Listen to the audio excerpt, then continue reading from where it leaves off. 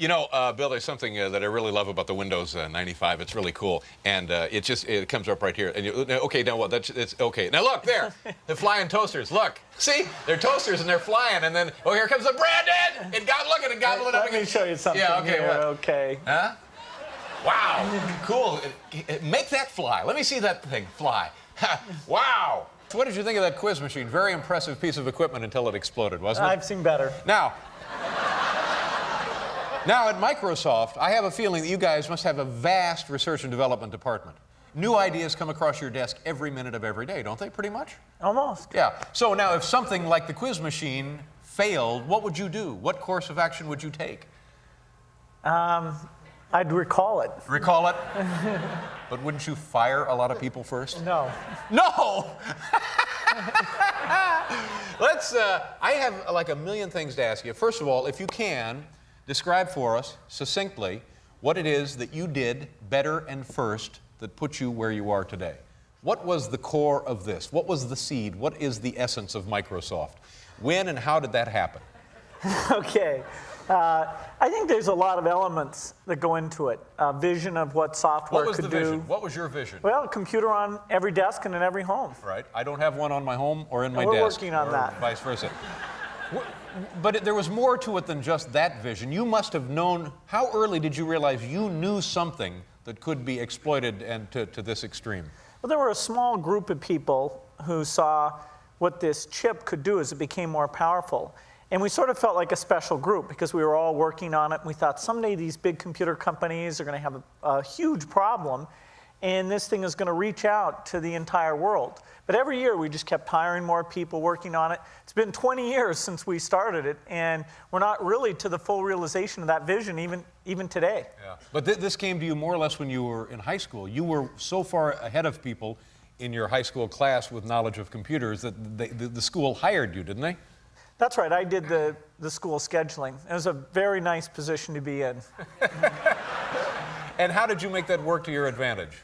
Well, we had 80% boys and 20% girls. Right. But in my classes, they were all girls. Just you, because you worked the schedule into the...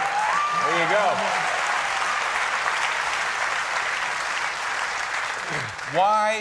Why don't I have a computer? We need to find an application for you. Part of your problem is you have too many assistants. Uh-huh. They're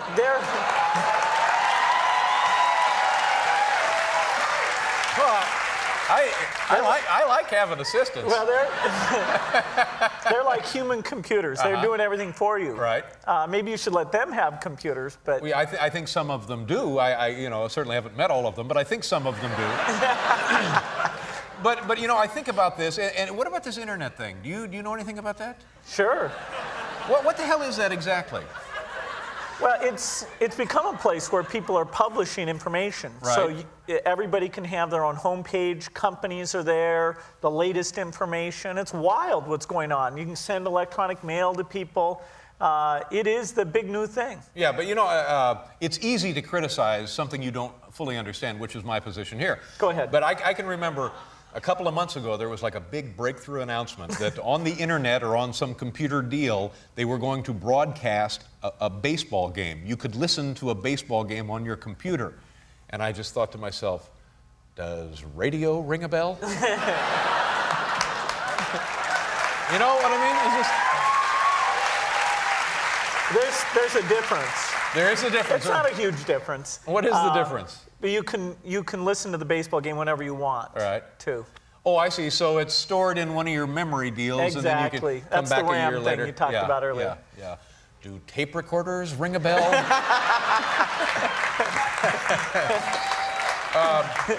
Yeah, I just don't know. What can you, just knowing me the little you know me now, what am I missing here? What do I need? Well, if you want to learn about the latest cigars or auto racing Right. statistics. Well, I've got that covered. I subscribe to 2 British magazines devoted entirely to motorsports, and I call the Quaker State Speed Line about 2 times a half hour. So now, would the computer give me more than I'm getting that way? Oh, you can find other people who have the same unusual interests you do. And